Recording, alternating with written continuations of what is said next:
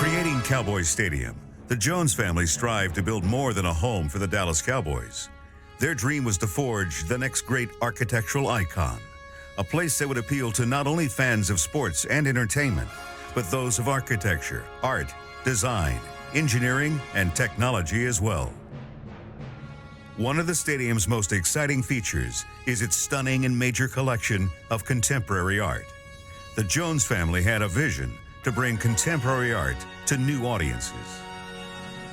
Fans who come here to Cowboys Stadium are going to get not just great football, but a little culture as well. There are 14 contemporary art installations from renowned artists from around the world here spread throughout the stadium. Charlotte Anderson is a vice president in the Cowboys organization and just happens to be the daughter of owner Jerry Jones, and she helped spearhead this program. Charlotte, thank you for joining us.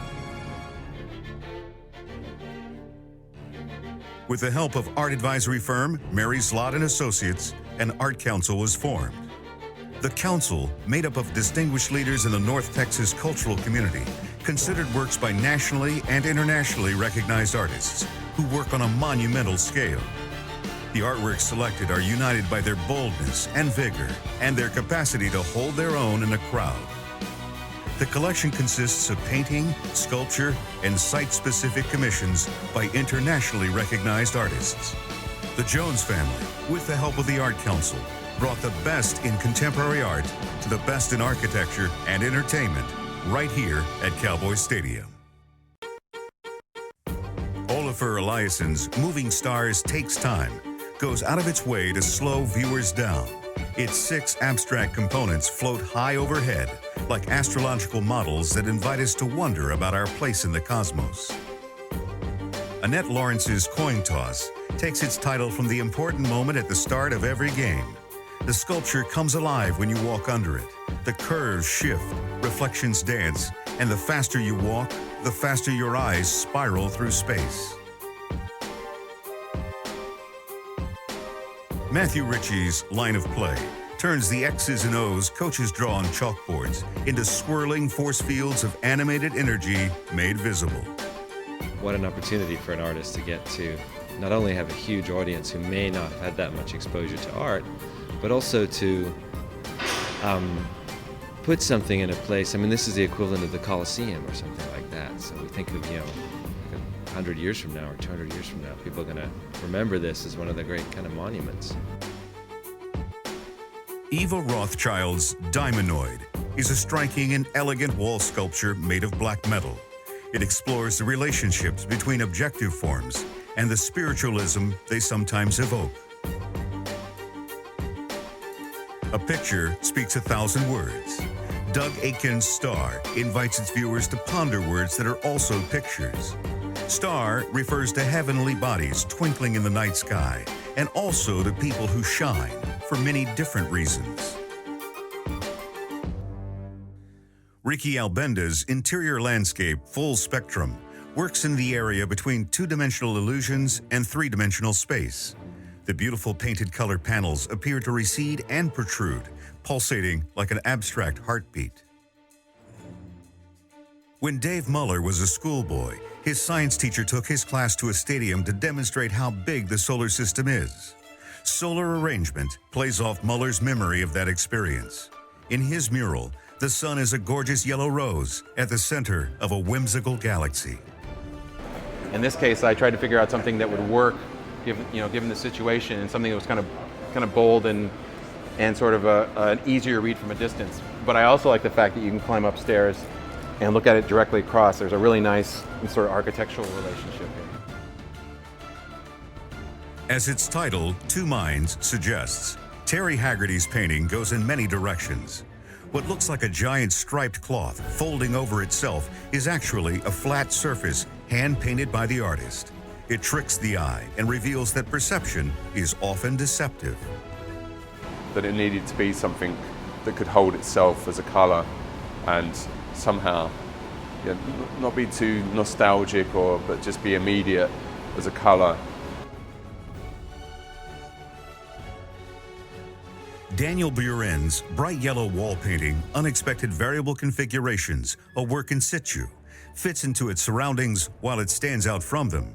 Its randomly placed black and white panels create a distinctive landmark that looks anonymous, even generic, but is carefully considered and highly efficient in its capacity to get viewers to do double takes.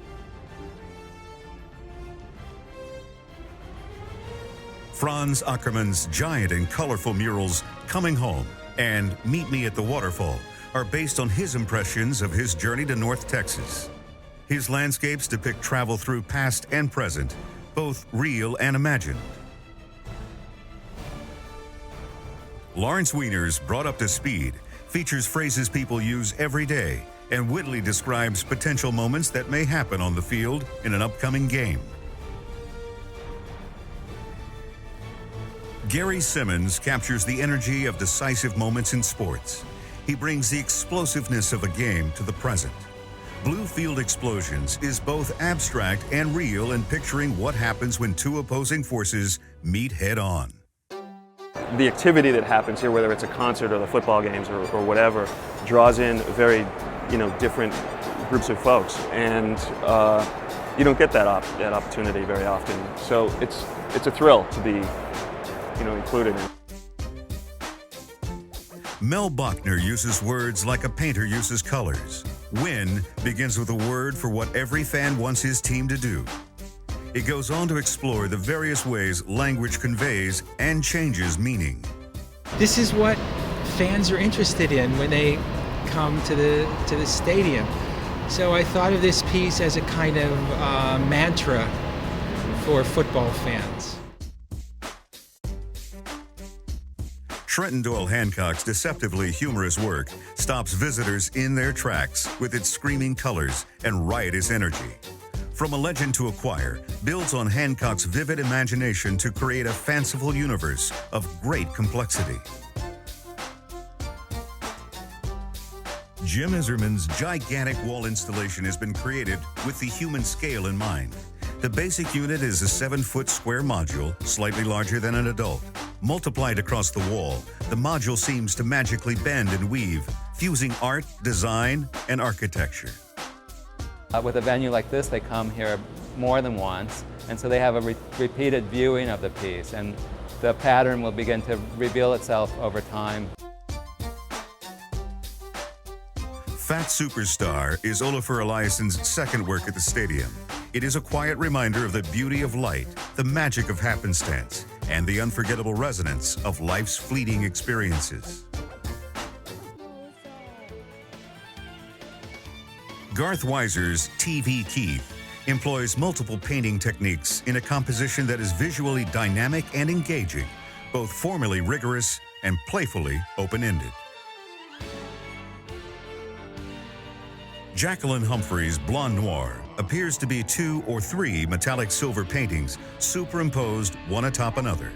Its highly reflective surface creates unexpected depths that are attractive and arresting. Wayne Gonzalez's Cheering Crowd is a wall-sized canvas that, from across the room, depicts exactly what its title describes. From up close, however, the figures dissolve into abstract brushstrokes, evoking those moments when individuals disappear into crowds. Doug Aiken's New Horizon transforms the shiny blue star on the Cowboys helmet into a setting for a digital photograph of a city skyline at night. Teresita Fernandez's Starfield is made up of hundreds of bright mirrored glass cubes in the center of a glossy black wall, filling the seamlessly empty space between things with a sensual charge. Her work turns tiny details into evocations of infinity.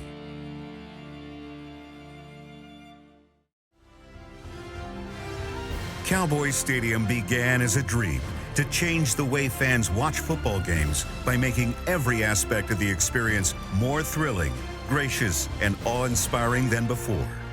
What takes place on the field is still the focus on Sunday, but the goal was to transform everything around that experience into something entirely new.